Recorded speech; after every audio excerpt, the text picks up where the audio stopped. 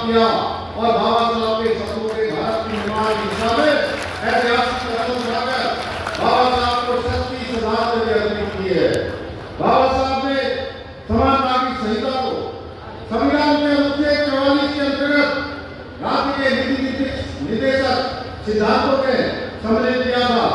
वे भली भांति जानते थे कि भारत और भारतीय समाज के लिए समान नागरिक संहिता बहुत आवश्यक है। उन्होंने समान नागरिक संहिता को कानूनी आवश्यकता के साथ साथ एक सामाजिक और नैतिक आवश्यकता भी माना।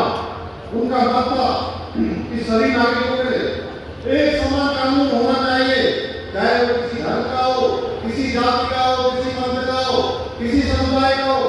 वे कहा करते थे जब तक सभी नागरिकों के लिए एक समान कानून नहीं होंगे तब तक समाज में असमानता और विभाजन बना रहेगा।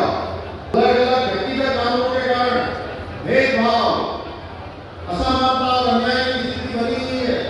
समान नागरिक संहिता का उद्देश्य इन्हीं भेदभावों को समाप्त कर राज्य के सभी नागरिकों के लिए एक समान कानून व्यवस्थित करना, एक समान कानून की व्यवस्था करना, उसको सुनिश्चित करना है। बाबा साहब ने कहा था, मैं किसी भी समाज की प्रगति का इस बात से उसका नाम करता हूं कि वहां की महिलाओं की कितनी प्रगति हुई है। आज राज्य में यूसीसी लागू होने का महिला सशक्तिकरण के क्षेत्र में एक नए युग की शुरुआत हुई है। एक नया युग महिलाओं का सशक्तिकरण का भी होगा, महिलाओं की सुरक्षा का भी होगा।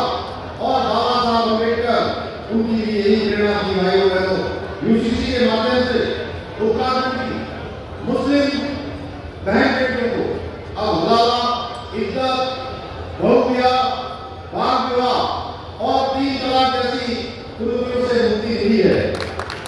इसके साथ ही यूसीसी लागू होने के उपरांत अब किसी भी महिला को उत्तराधिकार या संपत्ति के अधिकार में भेदभाव